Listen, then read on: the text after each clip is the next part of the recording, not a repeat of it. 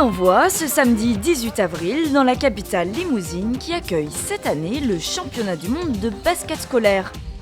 Depuis 9h, les matchs se succèdent et pour terminer la journée en beauté, une cérémonie d'ouverture à la hauteur des basketteurs où plusieurs milliers de spectateurs sont présents.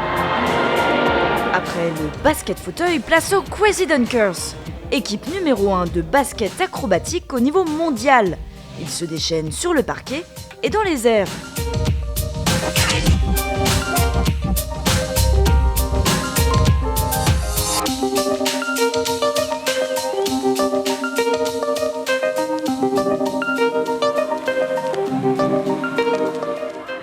Les associations sportives scolaires ont elles aussi orchestré le spectacle.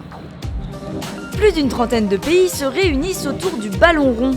Du Chili à la Turquie, en passant par l'Inde, Israël, le Brésil ou la Chine, ce n'est pas un tour du monde en 80 jours, mais bien en une semaine. Laurent Petrinka, président de l'ISF et directeur de l'UNSS, s'est attaché cette année à ce qu'aucun pays ne soit sur le banc de touche. La jeunesse doit être ouverte à tous les pays et c'est vrai que parfois c'est un petit peu réservé aux pays riches.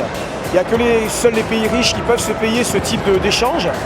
Et c'est vrai qu'avec l'arrivée de Laurent Petrinka, qui a vraiment envie d'ouvrir au plus grand nombre de pays ce type d'organisation, je pense que c'est une bonne chose. Face aux candidatures des capitales estoniennes et tchèques, c'est bien Limoges qui l'a emporté. Une belle fierté car cette fois-ci, ce qui fait la réputation de la ville n'est pas sa porcelaine, mais bien son club de basketball. Ainsi, la France est elle aussi placée en haut du podium, un couronnement mérité pour un pays où le sport scolaire est très développé, riche de 100 000 licenciés.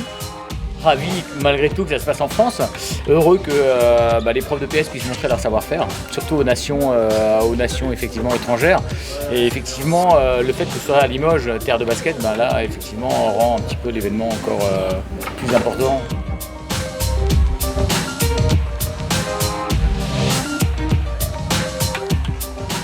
Cette candidature n'aurait pas été possible sans le soutien du club de Limoges, mais aussi de la Fédération française de basketball, qui a tenu à être présente tout au long de la semaine.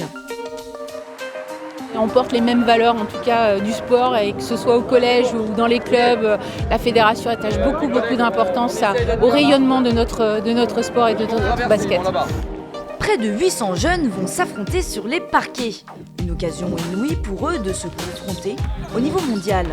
J'ai aussi vu le niveau international parce que j'ai comme objectif d'atteindre l'équipe de France l'année prochaine. Donc je vois aussi le niveau que je dois avoir, la condition physique que je dois avoir. Et c'est une bonne source de motivation.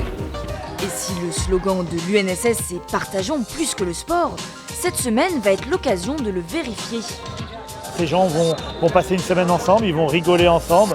Quand ils vont repartir chacun dans leur pays, ils vont garder une partie de cette expérience, de ces sensations, de ces discussions chez eux. Ils vont les ramener chez eux et on espère que tout ça, on va réussir à le cultiver petit à petit et que tout ça s'agrandira. Pas moins de 198 matchs vont se disputer sous les yeux de 60 arbitres, français et étrangers, et bien entendu du public, venu encourager sa nationalité.